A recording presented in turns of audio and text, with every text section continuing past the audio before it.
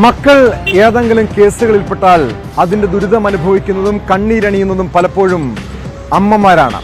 അത്തരമൊരു ദുരന്ത വാർത്ത കേട്ടു തിരുവനന്തപുരം ശാന്തിപുരത്ത് നിന്നും. മകനെ ലഹരിക്കടുത്ത കേസിൽ എക്സൈസ് പിടികൂടുന്നു. ഇതിൽ മനംനൊന്ത് അമ്മ ജീവനൊടുക്കിയെന്ന വാർത്ത ഏറെ വേദനയോടെയാണ് കേരളം കേട്ടത്.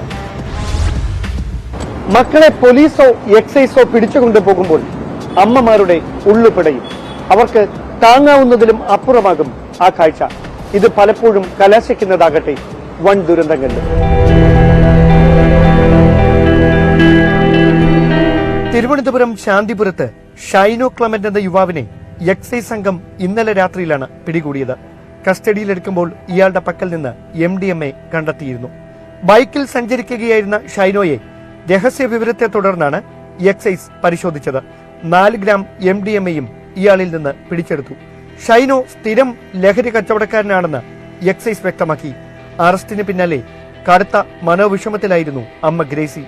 ഇവരെ തൂങ്ങിയ നിലയിൽ ബന്ധുക്കളാണ് കണ്ടെത്തിയത്. ഉടൻ തന്നെ ആശുപത്രിയിൽ എത്തിച്ചെങ്കിലും ജീവൻ രക്ഷിക്കാനായില്ല. മൃതദേഹം തിരുവനന്തപുരം മെഡിക്കൽ കോളേജ് മോർച്ചറിയിൽ സൂക്ഷിച്ചിരിക്കുകയാണ്. മക്കൾ ഏതെങ്കിലും കേസിൽപ്പെടുന്നത് നൊന്തുപെറ്റ അമ്മമാർക്ക് താങ്ങാവുന്നതിലും അധികമാകും. ചിലർ മാനസികമായി തകർന്നു പോകും.